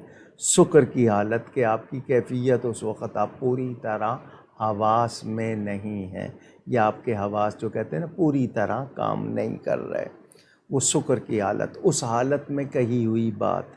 اچھا پھر دوسری بات، ایک تو یہ ہو گیا کہ شطحیات ہوتے ہیں، نکل جاتے ہیں بعضوں کے منہ سے. ان کا درجہ کیا ہے، ان کا حکم کیا ہے، وہ بھی بیان ہوا ہے. کون سی بات یقینی طور پر ثابت ہے کہ واقعی اس نے کہی ہے یا نہیں، ایسا ہی ہے یا کسی کی طرف منسوب کر دی گئی ہے. الحاقی طور پر اب تذکرہ غوثیہ ایک کتاب ہے، اس کے بارے میں طرح طرح کی باتیں، تو باتیں شامل کر دی گئی ہیں یا واقعی ایسی تھیں. سیدنا خواجہ غریب نواز رضی اللہ تعالی عنہ کے وہ الفاظ کیا ثابت بھی ہیں پوری طرح، یقینی طرح؟ اگر ثابت بھی ہیں تو ان کی کیا تعویل ہو سکتی ہے، اس سے کیا مراد ہے، اس کا جو جواب دیا گیا ہے وہ کیا ہے، اس کو دیکھا جائے. لفظ صریح بالکل صاف لفظ میں تعویل نہیں ہوتی ہے، وہ فاسد ہو جاتی ہے. اب میں آپ کے سامنے، آپ نے چونکہ سوال کر لیا، یہ اتفاق سے کتاب موجود ہے. اس کتاب کا نام ہے الکلام الحسن. اگر آپ کو یہ کتاب کا ٹائٹل نظر آ رہا ہے تو آپ یہ دیکھ لیں، یہ الکلام الحسن ملفوظات لکھا ہوا ہے. دیوبندی مکتبہ فکر کے بہت بڑے مفتی جناب اشرف علی تھانوی کی یہ تحریر کہاں سے چھپی ہوئی ہے؟ المکتبۃ الاشرفیہ، جامعہ اشرفیہ لاہور، وہاں سے یہ چھپی ہوئی ہے الکلام الحسن. اس میں 2 حصے ہیں، اور 2 حصے کیونکہ میں جب کوئی کتاب پڑھتا ہوں نا تو شروع میں اس طرح حوالے لگا لیتا ہوں کون سی بات کس صفحے پہ ہے، تو وہ حوالے. اب یہ جملہ جو ہے صفحہ نمبر 47 حصہ 2 47 والیوم 2 پہ یہ تھانوی صاحب لکھ رہے ہیں، گنگو کے ایک بزرگ کی حکایت. یہ پیج نمبر 47 والیوم 2 پر تھانوی صاحب لکھ رہے ہیں، میں آپ کو سناتا ہوں. فرمایا گنگوہ میں ایک بزرگ تھے جن کا نام صادق تھا. وہ مرید کم کرتے تھے. 2 شخص ان کے پاس آئے. انہوں نے دونوں کا امتحان کیا اور کہا کہ کہو لا الہ الا اللہ، صادق رسول اللہ. ایک بھاگ گیا، دوسرے نے کہہ دیا، اس کو بیعت کر لیا اور فرمایا کہ تم نے کیا سمجھا؟ اس نے کہا میں نے آپ کو رسول تو نہیں سمجھا، یہ تعویل کر لی کہ رسول اللہ مبتدا اور صادق خبر مقدم ہے. فرمایا کہ میری بھی یہی مراد تھی. یہ تھانوی صاحب سنا رہے ہیں اور چونکہ ان کے الفاظ ہیں تو لکھے جا رہے ہیں. اس کے نیچے کہیں نہیں لکھا کہ تھانوی صاحب نے کہا ہو کہ جی یہ جملہ کفریہ ہو گیا، وہ شخص کافر ہو گیا. انہوں نے باقاعدہ مسئلہ کر دیا، تعویل کر دی اور بیان کر دیا. اب تھانوی صاحب تو اس پر اعتراض نہیں کر رہے. آج کا کوئی شخص اعتراض کرے تو پھر پہلے اس کو تھانوی صاحب کو بھی مجرم بنانا چاہیے، کیونکہ تھانوی صاحب نے جو کچھ کہا. اب یہ دوسری کتاب یہ اس لیے دکھا رہا ہوں کیونکہ زین قادری صاحب نے اس حوالے سے مجھے کہا تھا کہ یہ سوال بہت مرتبہ آیا ہے، آپ اس کا جواب دیں. یہ کتاب ہے جناب فیصل خان رضوی صاحب کی اور پوری اسی موضوع پر لکھی گئی ہے کیا نام ہے، حکایت چشتی رسول اللہ تحقیق کے آئینے میں۔ اب اعتراض کرنے والا یہ کتاب نہیں پڑھے گا، اگر پڑھے گا تو اس کے مندرجات یعنی جو کچھ اس میں لکھا ہے اس کی پرواہ نہیں کرے گا، وہ طوطے کی طرح اپنا اعتراض دہرائے گا۔ اور کتنے الفاظ ہیں، کہاں کہاں ہیں، کس کس نے لکھے ہیں، ضد کی بات ہے تو پھر سب کو ہم سامنے لے آتے ہیں۔ اگر آپ نے اسی پر فیصلہ کرنا ہے تو آپ کی بھی تحریریں آ جاتی ہیں۔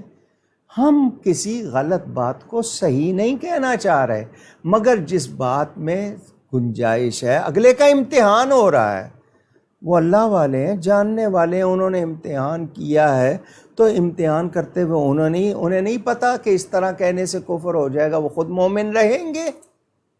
تو آپ کو اگر سمجھ نہیں آ رہی تو سمجھ لیجئے، اس کو پہچانیے۔ حضرت بایزید بستامی رضی اللہ تعالی عنہ کا قول، دوسرے کتنے اقوال ہیں، علماء نے ان کے جواب دیے ہیں۔ لیکن ایک شخص، میں ایسے اشخاص سے ایک جملہ کہنا چاہتا ہوں، اگر آپ نے کچھ زیادہ پڑھ لیا ہے تو ہمیں معاف کر دیجئے۔ میرا جملہ سنا آپ نے؟ اگر آپ نے کچھ زیادہ پڑھ لیا ہے تو ہمیں معاف کر دیجئے، کچھ اچھا پڑھ لیا ہے تو سمجھنے کی کوشش کیجئے۔ آپ کے پاس کچھ لفظ زیادہ ہو گئے ہیں تو آپ ان کا استعمال غلط شروع کر رہے ہیں۔ آپ سمجھتے ہیں کہ آپ ہی عالم ہیں، آپ سے زیادہ کوئی نہیں جانتا، دوسرے کو پتہ ہی نہیں ہے کچھ، تو ایسا تو نہ کہیے۔ وَفَوْقَ كُلِّ ذِي عِلْمٍ عَلِيمٍ قرآن میں ہے، ہر ایک سے بڑھ کر جاننے والا اور جاننے والے سے بڑھ کر جاننے والا قرآن میں موجود ہے۔ تو پھر ذرا احتیاط کیجئے۔ میں نے اس لیے یہ مختصر جواب دیا ہے کہ اگر کوئی بزرگ امتحان لینے کے لیے مثنوی شریف کو پڑھیے، حکایات سعدی پڑھیے، متعدد حکایات موجود ہیں، کیسی کیسی مثالیں دے کے سمجھایا گیا ہے، تو آپ سب پہ فتویٰ لگا دیجئے، اور پھر تھانوی صاحب پہ بھی لگائیے نا، وہ آگے اعتراض نہیں کر رہے اس پہ، بلکہ مبتدا اور خبر مقدم کے وہ اس پر اس کو کر رہے ہیں جناب، فیصلہ کر رہے ہیں۔ سوچئے، آپ اگر یہ کہنا چاہتے ہیں کہ حضرت سیدنا خواجہ غریب نواز رضی اللہ تعالی عنہ کوئی غلط کروا رہے تھے تو یہ آپ کی غلطی ہے، آپ کی سمجھ میں نہیں آیا، آپ سمجھیں۔ اچھا، پھر پہلی بات تو یہ کہ اس کو ثابت تو کریں نا پوری طرح، یقینی طور پر کہ یہ انہی کا کلمہ ہے، دعوے کے ساتھ اس طرح ثابت ہو کہ کوئی بھی شک شبہ اس میں نہ رہے۔ مثلا مرزا قادیانی کی کتاب ہے، اس نے خود لکھی ہے، اس کے ہاں سے اب تک چھپ رہی ہے، اور اس پر دعویٰ ہے کہ اسی کی ہے اور کوئی شبہ نہیں ہے، اس پر تو حکم لگایا جائے گا۔ لیکن کسی کے بارے میں کسی نے لکھی ہے، اب اس میں کس نے جو لکھا ہے اس کی صداقت، اس کا اعتبار کتنا ہے، اس کی ثقاہت کتنی ہے، اس کی فقاہت کتنی ہے۔ تو اگر یہ کلمہ، یہ جملہ ان سے ثابت بھی ہے تو اس کا جواب باقاعدہ دیا گیا ہے، اور پوری کتاب لکھی ہے فیصل خان صاحب نے، اسی لیے کہ آپ اپنی بدگمانی اور کم علمی کا علاج کیجئے، حضرت خواجہ صاحب پہ اعتراض نہ کیجئے۔ اور اگر ابھی بھی تسلی نہیں ہوئی تو پھر میں زین صاحب سے کہوں گا، پھر ہم حوالے نکال کے لے آئیں گے، پھر آپ کے اگر اعتراض کرنے والے دیوبندی ہیں یا غیر مقلد ہیں، پھر ان کی کتابوں سے بھی میں بہت سے آئینہ آپ کے سامنے رکھوں گا، پھر اس پہ بھی کہیے۔ اور میں تو کہہ رہا ہوں نا، پہلے تھانوی صاحب پر تو حکم لگائیے، ان کے ملفوظات میں یہ چیز یقینی طور پر چھاپی گئی ہے اور اس پہ تو شبہ نہیں ہے۔ باقی یہ جو اولیاء کے بارے میں کتابیں بہت سی ہیں، ہشت بہشت، اس کے بارے میں تو کوئی ثابت نہیں ہے کہ یقینی طور پر، کیونکہ ان بزرگوں نے لکھی نہیں لکھی ثابت ہی نہیں ہے، تو احتیاط۔ بہرحال میں نے جواب دے دیا، اگر اب بھی کسی کی تسلی نہیں ہوئی، وہ مزید اگر چاہے تو آ جائے، کتابیں نکال دیں گے۔ اور پھر نہیں تو یہ جو حکایت چشتی رسول اللہ فیصل خان صاحب کی، یہ دارالتحقیق فاؤنڈیشن پاکستان سے چھپی ہوئی ہے، اور کہاں کہاں مل سکتی ہے یہ انہوں نے ملنے کے پتے کراچی، جیلم، لاہور، راولپنڈی، ان سب کے پتے بھی لکھے ہوئے ہیں کہ ان جگہوں سے یہ کتاب مل سکتی ہے، تو آپ وہاں سے حاصل کر کے پڑھ لیں، تسلی ہو جائے گی انشاءاللہ تعالی۔ باقی یہ کہ حضرت سیدنا خواجہ غریب نواز کی ذات بالکل اس میں کسی شک شبے کی گنجائش نہیں، وہ اللہ کے ولی ہیں اور وہ بڑی شان والے ہیں، ان کے بارے میں کسی بدگمانی کی کوئی گنجائش نہیں ہے۔ یہ وہ ہستیاں ہیں جن کے رستے پہ ہم چلنے کی دعا کرتے ہیں، صراط الذین انعمت علیہم، صالحین میں سے ہیں وہ، ان کے طریقے پر، ان کے راستے پہ چلنے کی تو ہم دعا کرتے ہیں۔ ہم تو ان کا نام محبت سے لیتے ہیں، ان کا نام لینے سے ہمیں جو راحت ملتی ہے، جو ثواب ملتا ہے، جو سعادت ملتی ہے، وہ ہم جانتے ہیں۔ تو ان کی ذات پر کوئی شبہ، کوئی بدگمانی نہیں ہو سکتی۔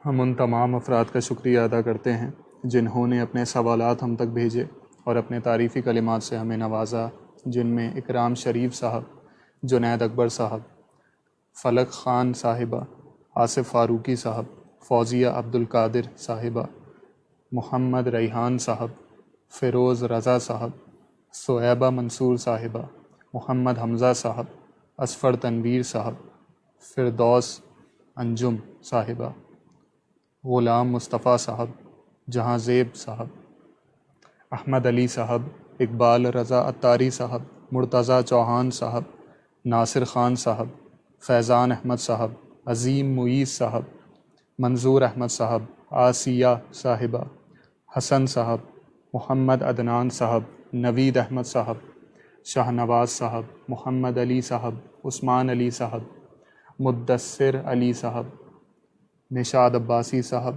محمد ایوب صاحب، آصف فاروقی صاحب، ارمان اشرفی صاحب، فیضان رضوی صاحب، شارق بلال صاحب، توصیف احمد صاحب، سحر خان صاحبہ، مصطفیٰ صاحبہ، عنبر شیخ صاحبہ، فرح علی صاحبہ، محبہ ماکدہ صاحبہ، رافعہ ظہیر صاحبہ، ظفر احمد صاحب، سلطان محمد صاحب، مراد جمالی صاحب، عمران صاحب، شہباز صاحبہ، عظیم صاحب، محمد صہیب صاحب، محمد آصف صاحب، شہباز بخاری صاحب، راؤ عبداللہ صاحب، عزیر عالم خان صاحب، راحیل امین صاحب، سید ساجد صاحب، عالیہ فاروق صاحبہ، طاہا صدیقی صاحب، صوفیہ قاسم صاحبہ اور فرحان گوہر صاحب، اور جن جن کے نام شامل نہ ہو سکے ہم ان سے معذرت چاہتے ہیں۔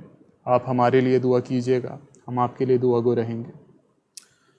برطانیہ میں آزاد کشمیر سے تعلق رکھنے والے جماعت اہل سنت کے قاری خلیل احمد صاحب حقانی عالم ہیں، ان کی ہمشیرہ انتقال کر گئی ہیں۔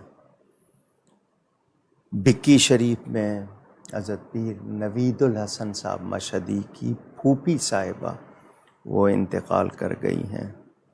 اردن میں ایک بزرگ کے بارے میں خبر آئی تھی، وہ بھی عالم تھے، ولی تھے، عدنی یا عدنانی کوئی ایسا ان کا نام، وہ انتقال کر گئے۔ اور بھی جتنی ہستیاں اس دوران ایمان کے ساتھ اس دنیا سے چلی گئیں، اللہ تعالی ان سب کی مغفرت فرمائے۔ بارشوں کی وجہ سے ملک میں اکثر علاقوں میں بہت ہی ناگفتہ بے کا مطلب نہ کہنا بہتر، یعنی ایسی حالت ہو گئی ہے کہ کہا نہیں جا سکتا، کہا نہیں جا رہا۔ آپ لوگوں میں سے جس سے ہو سکے وہ اپنے ارد گرد جو لوگ کمزور ہیں ان کی جو مدد کر سکتا ہو ضرور کرے، ان کے ساتھ جو نیکی کر سکتا ہو ضرور کرے۔ کتنے لوگ بیمار ہوئے ہوں گے، کتنے لوگوں کے سامان بہہ گیا ہوگا، کتنا نقصان ہوا ہوگا، تو آپ ارد گرد اپنے قریب ہم 100 ہاتھ ایک یعنی دائیں بائیں اتنے ہی گھروں میں دیکھیں، جس کی ہم کوئی مدد کر سکیں ضرور کریں، اور کوشش کریں اپنی مدد آپ کے تحت یہ حکمرانوں سے کوئی امید نہ رکھیں۔ میں ایک بات اور بھی کہتا چلوں، آپ ان لیڈروں کی وجہ سے جو لیڈر کہلا رہے ہیں اپنے رشتہ داروں میں ایک دوسرے سے لڑ رہے ہیں، دوستوں سے لڑ رہے ہیں۔ یہ جو لیڈر ہے نا آپ کا نام بھی نہیں جانتے، آپ کا حال بھی پوچھنے نہیں آئیں گے۔ آپ کے یہاں موت خوشی ہو جائے ان کو کوئی پتہ ہی نہیں ہوگا، دلچسپی بھی نہیں ہوگی۔ آپ کا نقصان ہو جائے وہ آپ پہ افسوس کرنے بھی نہیں آئیں گے۔ آپ ان کے لیے کیوں لڑ رہے ہیں؟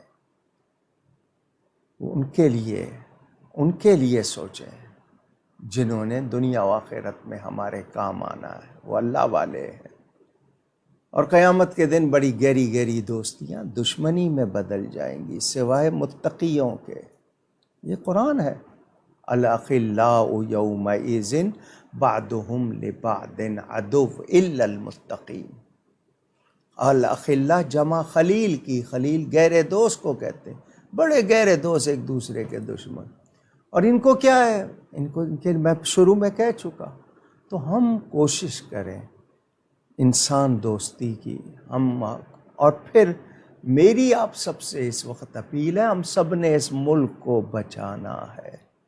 ہمیں عادتیں بدلنی ہیں، ہمیں مزاج بدلنے، ہمیں اس ملک کو بچانا ہے۔ ہمارے بڑوں نے بہت قربانیاں دے کے حاصل کیا۔ یہ غیروں کی سازش ہے، یہاں سے اسلام کو نکالو۔ اب عدلیہ کے خلاف، فوج کے خلاف، مولویوں کے خلاف، مسجدوں کے خلاف یہ جو پروپیگنڈے ہو رہے ہیں نا، یہ باقاعدہ پلاننگ ہے۔ فوج کے خلاف ہو جائیں گے، لازمی بات ہے کیا حال ہوگا۔ عدلیہ، وہ لوگ بھی جو فوج کے ہیں، عدلیہ کے ہیں، سیاست کے ہیں، مذہب کے ہیں، ان کو بھی ذمہ داری کا مظاہرہ، احتیاط کریں بولتے ہوئے، پہچانیں کہ سازش ہے پیچھے، اس ملک کو توڑا جائے کسی طرح، اس سے ایٹمی قوت واپس لی جائے، اس کو معاشی طور پر بدحال کر دیا جائے۔ مجھے اور آپ کو سب کو یہ ملک بچانا ہے، اور ہمیں اپنی غلط عادتوں کو چھوڑنا ہوگا، ملاوٹ کو، جھوٹ کو، اپنے منافقت کو معاشرے سے نکالنا ہوگا، جس حد تک نکال سکیں ہمیں کوشش کرنی ہوگی۔ علماء کو بھی، مدارس میں بھی، مساجد میں بھی، اگر ہمارے ساتھ ہم غلطیاں کر رہے ہیں ہمیں اصلاح کرنی ہے، اپنے عقیدوں پہ پکے رہنا ہے۔ ہمیں لڑوایا جا رہا ہے، مولویوں پیروں کے گروپ بنائے جا رہے ہیں، کہیں اہل بیت کے خلاف، کہیں صحابہ کے خلاف، کہیں اولیاء کے خلاف، طرح طرح کی باتیں۔ تو اپنے آپ کو درست کیجئے، سنبھالیے، اللہ تعالی خیر فرمائے۔ ان کے لیے ایک بار پھر کہہ رہا ہوں، حالانکہ مجھے کہنے کی ضرورت نہیں ہونی چاہیے، دنیا ساری سن رہی ہے۔ ایک ان کو 2 کیمرے چاہیے، اس کے لیے اتنی بار کہنا پڑے، یہ تو عجیب بات ہے، عجیب لگ رہا ہے۔ 5-6 لاکھ روپے کی ضرورت ہے، اگر آپ چاہیں تو، نہیں چاہتے تو کوئی مسئلہ نہیں ہے۔ جب تک یہ کیمرے ان کے کام کر رہے ہیں، جب نہیں کریں گے پروگرام روک دیا جائے گا۔ اگر آپ چاہتے ہیں کہ جاری رہے تو آپ ان سے تعاون کریں۔ ان کے بینک اکاؤنٹ کی تفصیلات آپ کے سامنے آ رہی ہوں گی۔ کل یا پرسوں نیا سال شروع ہوگا، نوافل سے سب سے پہلے تو چاند دیکھیے، چاند دیکھنا اور اس وقت دعا کرنا بہت ثواب ہے، دعا قبول ہوتی ہے۔ نوافل پڑھیے گا، سارا سال خیر برکت کی دعا کیجیے گا، کچھ صدقہ خیرات کیجیے گا۔ اگلے دن صبح فجر کے بعد بھی دعا کیجیے گا، نیا سورج طلوع ہوگا نئے سال کا۔ پھر یہ ماہ محرم، مسلمانوں سے کہنا پڑے کہ امن قائم رکھنا، کائے کہ مسلمان ہے پھر، یعنی ہم اپنے بزرگوں کے دن بھی امن کے ساتھ نہ منائیں اور ایک دوسرے سے امن کی اپیل کرنی پڑے، کیسی بات ہے۔ تو یہ عشرہ محرم ہمیں سب ہستیوں کا، حضرت سیدنا بابا فرید الدین مسعود گنج شکر کا عرس آئے گا اسی میں، اور کتنی تقریبات۔ 9 محرم حضرت داتا صاحب کا یوم وصال، ان کا عرس منایا جاتا ہے 40ویں کے حساب سے۔ ان ہستیوں کے دن تو ہم سب نے نیکی اور بھلائی میں یہ وقت گزارنا ہے۔ اللہ تعالی خیر کا سال لائے، ہم سب کے لیے خیر فرمائے۔ بہت سی باتیں ہیں، کیا کہوں اور کتنا کہوں، بس میں بھی دعا کروں، آپ بھی دعا کریں، ہم اپنی اصلاح بھی کریں۔ جتنے لوگوں نے دعاؤں کے لیے کہا، اللہ تعالیٰ سب کی جائز مرادیں پوری فرمائے، سب کے حق میں خیر فرمائے۔ اور گفتگو میں مجھ سے کہیں کوئی غلطی ہوئی ہو، اللہ تعالیٰ اس کے رسول صلی اللہ علیہ وآلہ وسلم کی بارگاہ میں توبہ کرتا ہوں۔ آپ سب کا بہت شکریہ۔ نیکی کیجئے، نیکی پھیلائیے۔ والسلام علیکم ورحمۃ اللہ وبرکاتہ۔